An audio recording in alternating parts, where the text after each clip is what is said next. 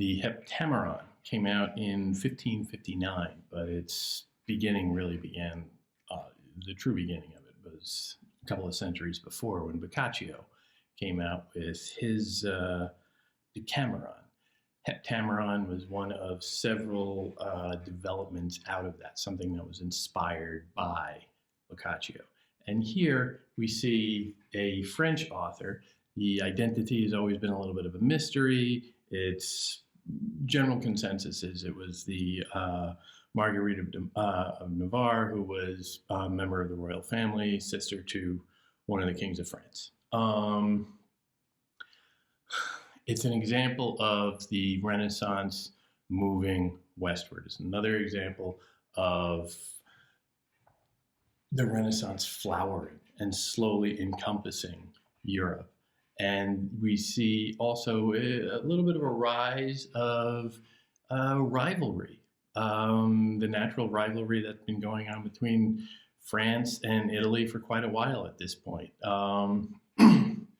You get an assertion that Boccaccio was great. We love Boccaccio, and the Decameron is fabulous. But we can change it a little. We can make it a little better. It's fine, but a little tweak here and there wouldn't hurt. And in particular, with Marguerite, you have a perception issue or a perspective issue. And she is concerned, let's say, the author is concerned, I think it's clear, that the Decameron perhaps paints a somewhat unrealistic and dangerous view of women from time to time. Heptameron looks to correct that, to swing the pendulum back a little bit and give something a little bit more realistic to judge. The notion of it comes out essentially in the prologue, where it's not terribly long, but you get a sense that you get a sense of the general dynamics going on there. Now, it begins with a discussion of a spa in the Pyrenees Mountains, or it's set in a spa in the Pyrenees Mountains. A bunch of wealthy, in many cases aristocratic, types have come and spent a few weeks there, enjoying the waters and getting massages, and it's a resort. It's a spa. It's meant for a health. It's like a health resort essentially. You go, and there's still places like this around the world today. You get mud baths. You drink special waters, and over time you feel better. And in the beginning of the prologue, you have this group who are enjoying this. But then there is a rainstorm. I think it's in the springtime. No, wait, the first day of September. Okay, so the summer is over, the season is done, it's time to go home. Everybody's on their way. A rainstorm comes and floods the river down through the mountains and essentially cuts them all off. And you get a sense that, it's actually quite perilous. There are attempts to cross the river when it is rushing past with all of this water. And some people, it's reported, some people just get swept away, which is a sudden violent happening so early in a book that you're kind of anticipating perhaps at first is going to be a little bit more pleasant. And another group of people from the spa are coming, and there's a violent murder. There's a robbery and a murder, and people die and get stabbed, and it's very sudden. And slowly, this group is starting to accrue, where they all find refuge in a monastery. And it's a monastery in the mountains, and they're all just sort of, survivors of this freak storm and seeking some shelter. And then there is a general agreement that they need to come up with a way to pass the time. So they decide, a la Boccaccio, they name check him very specifically.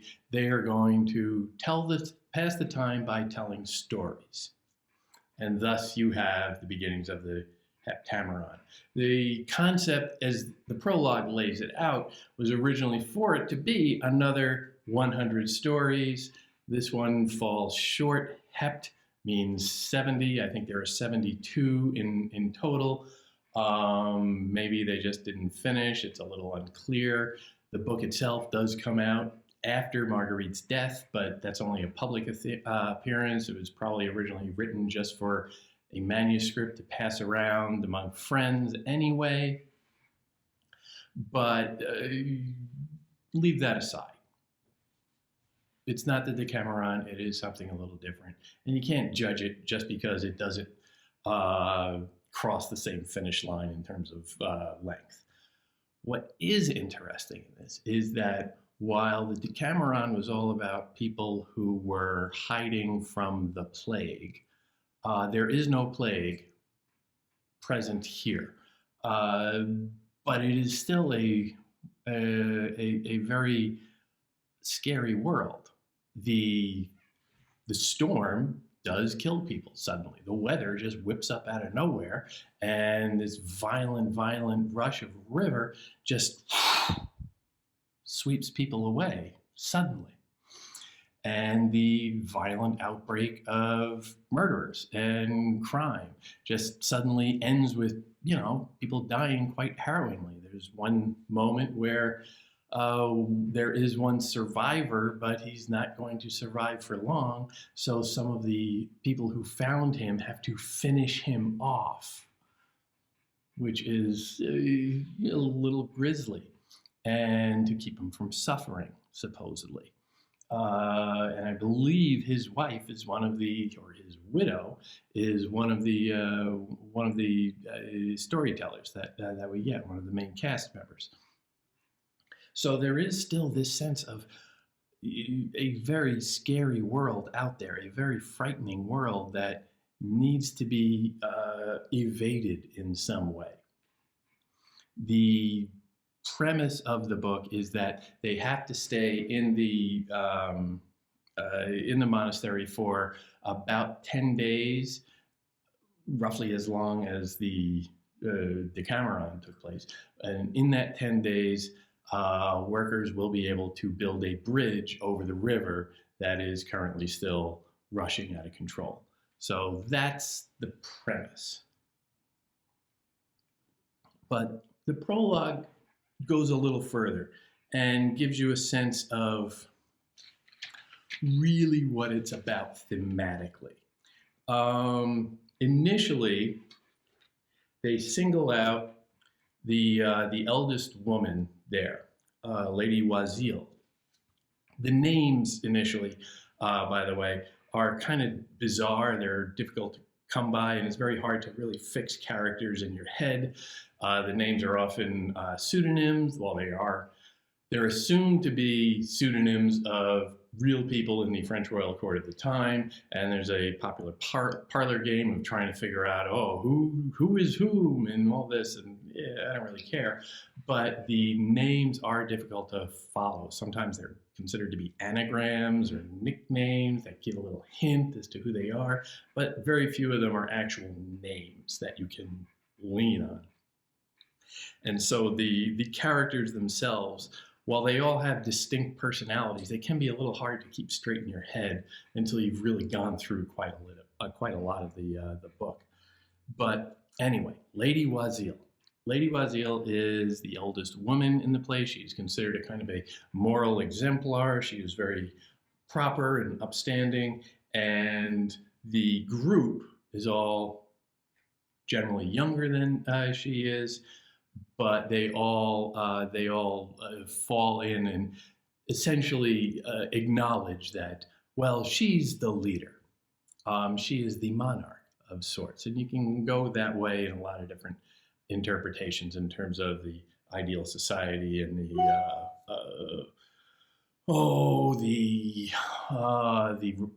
the queen. And the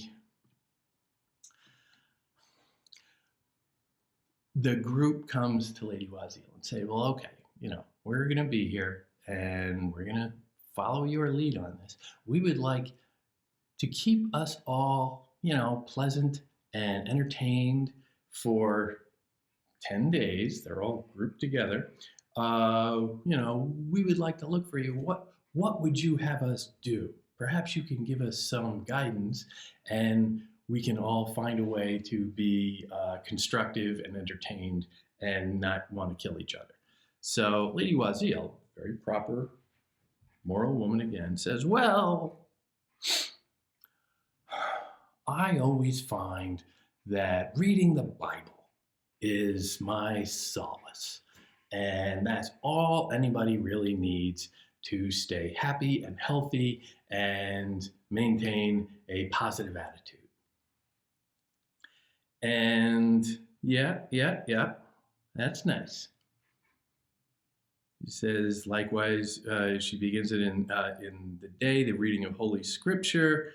Likewise, before supper, I withdraw to nourish my soul with readings and meditations.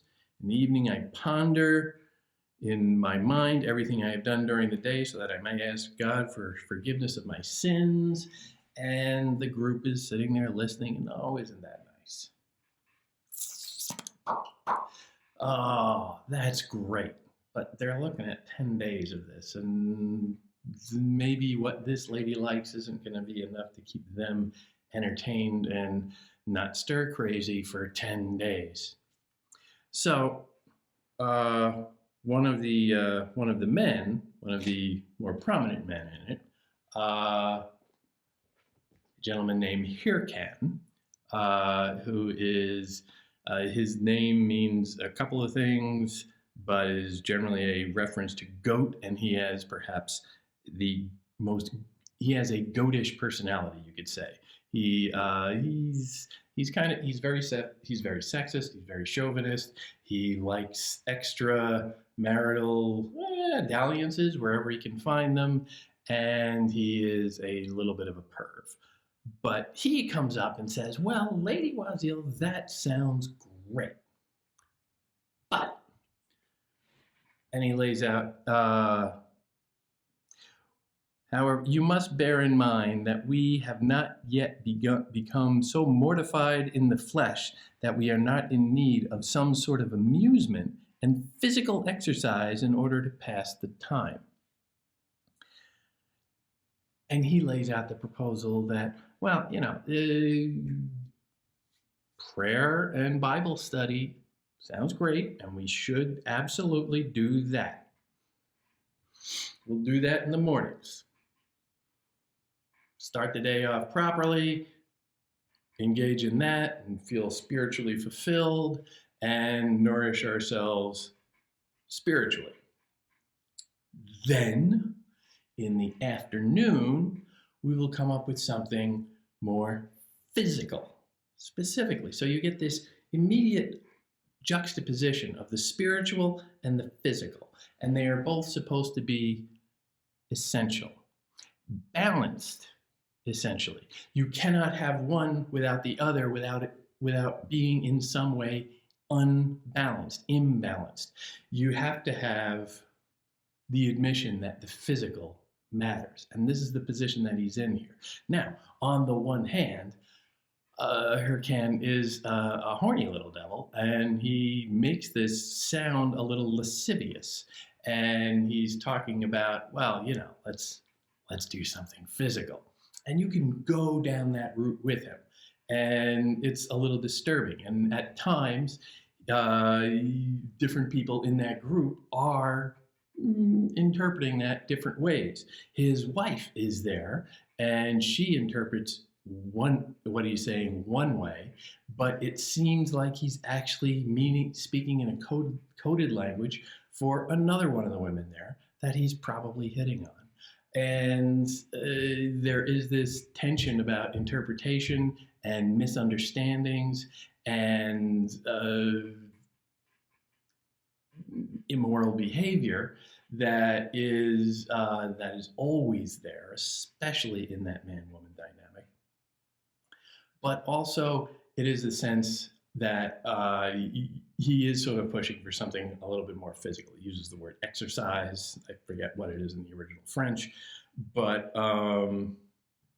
it is his wife then who then takes that notion of the physical and the spiritual and tries to meld it into something a little bit more coherent. Take that balance, the thesis, antithesis, and create a synthesis of storytelling. And she is the one who cites Boccaccio. And she says, so I shall be quite content to follow closely in the footsteps of other people who have already provided for your needs. For example, I don't think there's one of us who hasn't read the 100 Tales of Boccaccio. And she's laying out like, gee, wouldn't it be great if we could set up the same thing where we each tell stories throughout the day or in a special time in the afternoon, and we'll make it a la Boccaccio, with the proviso, with the exception that, okay, Boccaccio was great, but we're going to try and be a little more true. She was concerned that many of Boccaccio's stories become a little fantastic. Many of them seem to be just, outright fables.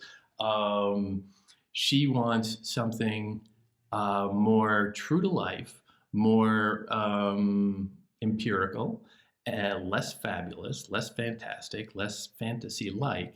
And she even lays down the proviso that it has to have happened to you. You're going to tell it. Okay, everybody who tells a story, you have to tell a story about something that happened to you or someone you reliably know.